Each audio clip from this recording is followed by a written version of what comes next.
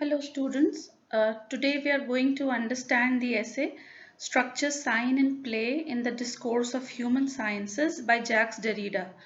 But before coming to the essay and theory propounded by Derrida, we need to brush up upon some concepts so that we may have ease in understanding this essay. These terms that we are going to deal with today are, before leading to the essay, we will be dealing with structuralism and formalism. Let us see what formalism means. Now, formalism is a literary theory which views literature primarily as a specialized use of language. It proposes a fundamental opposition between the literary use of language and the ordinary practical use of language. It proposes that the central function of ordinary language is to communicate a message or information by references to the world existing outside of language. In contrast, it conceives literature language to be self-focused.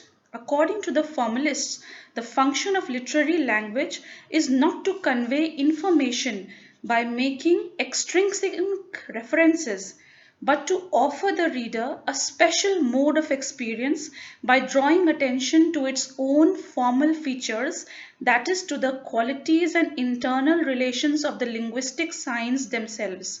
Literature makes strange the world of everyday perception and renews the reader's lost capacity for fresh sensations.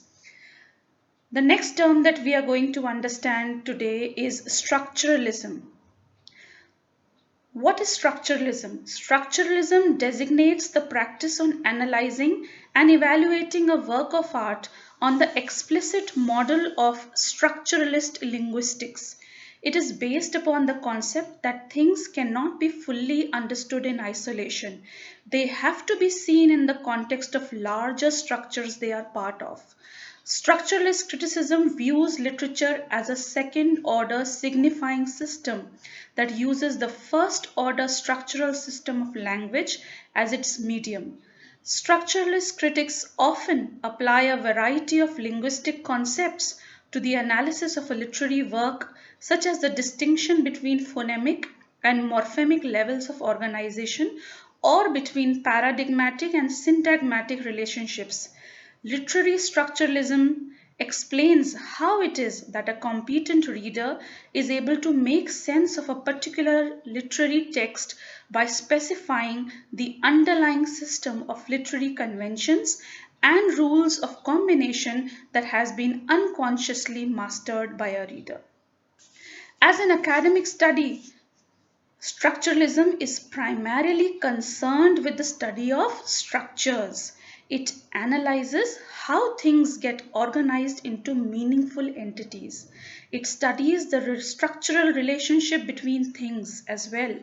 The world without structures is meaningless. It will then be a random and chaotic continuum. Structures order and organize it according to certain set of principles, and thus we make sense of it. In this way, structures makes this world meaningful and real.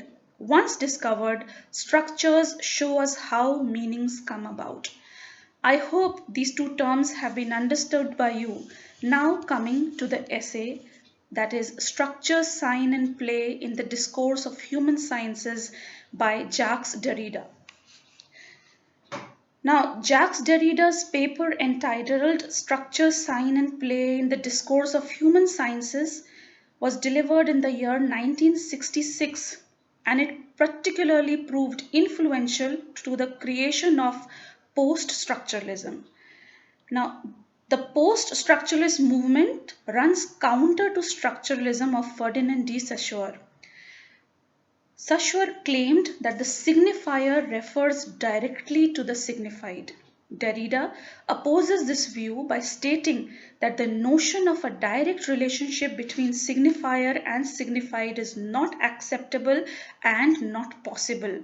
According to him, one signifier can lead to a number of signifieds. Therefore, The relation between signifier and signified is not unidirectional. He also argues that in Western culture, people tend to think and express themselves through binary oppositions. Such mutually exclusive pairs include masculine feminine, black white, beginning end, presence absence, good evil, man, woman, self, other, speech, writing, etc. He is of the view that these binary oppositions are nothing else than hierarchies. The Western culture believes in hierarchies. That is, they view one term as positive or superior and the other term as negative or inferior. Now, Derrida's aim is to minimize and erase this boundary or line between such binary oppositions. Formalist critics, such as the new critics, believed that any work of literature is a self contained object and is not dependent on any other external object for meaning. The meaning can be found within itself in the images, sounds, rhythms, etc. What Derrida does is that he challenges this notion of a frozen structure and campaigns the idea that there is no structure or center, no universal meaning. According to Derrida, the structuralist view of signifier and signified no longer exists. He speaks of two ways of erasing this influence. The first is by reducing the signifier to itself and submit sign to thought. The second is to interrogate and question the system in which this kind of reduction functions. Thus, he states that when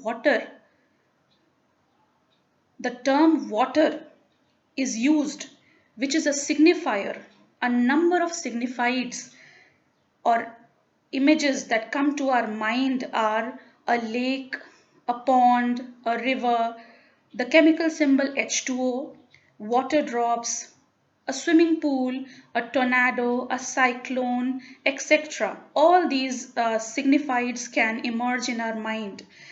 All these signifieds can later on lead to other signifiers, resulting in a never ending chain and opening up the text by putting it in motion.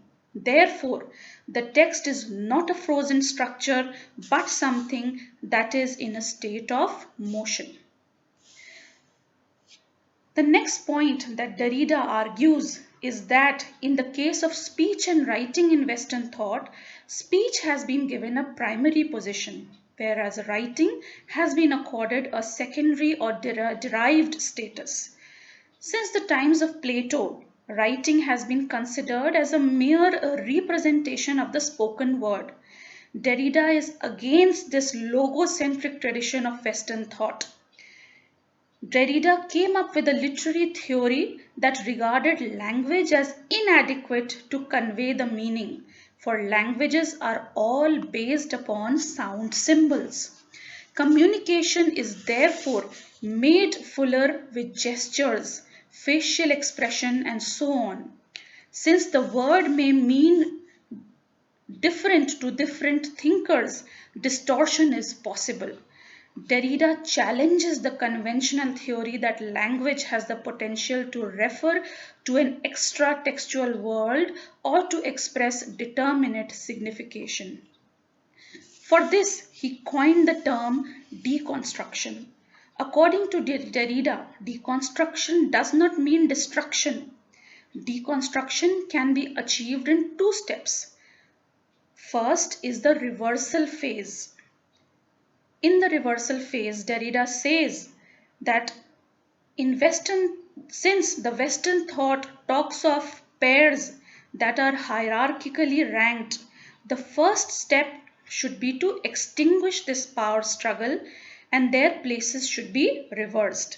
That is, writing should predominate speech, absence over presence, black over white, feminine over masculine, and so on and so forth.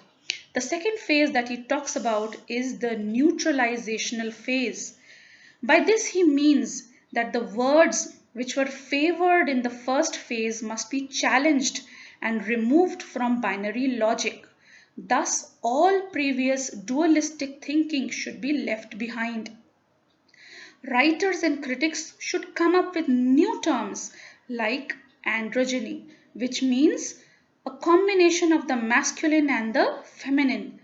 Another word that he coins is arc writing, a term which he used to reorient the relationship between speech and writing. Thus, what Derrida means by deconstruction is to bypass or forego all rigid oppositions and to not treat concepts as if they were different from each other. Another term that Derrida coined was difference, which originated in a seminar by Derrida in the year 1968. By the term difference, that is, difference with an A, Derrida means the following. Difference or difference is the difference that breaks the dominance of one concept over another. It treats all concepts as equals and does not believe in conceptual oppositions of positive and negative. There are no hierarchies according to Derrida. Difference is a combination of two words, differ and defer. By differ, Derrida means that meanings in a text can be multiple. Texts can have layers of meaning. And by defer, he means that there is always a delay or postponement in the process of interpretation. Meaning is always deferred or postponed to a further reader. Meaning can never be final. A new reader can come up with another meaning, challenging all the earlier existing ones. Therefore, to conclude, we can say that the structuralist view of signifier and signified has been challenged by Derrida. He instead claims that one signifier can lead to a number of signifieds, resulting in layers of meaning. The essential nature of language is that it conceals meaning, but every text has the capacity of deconstructing itself. The theory of deconstruction stresses on the infinite possibilities of reading the text and opposes any fixed meaning. Thank you.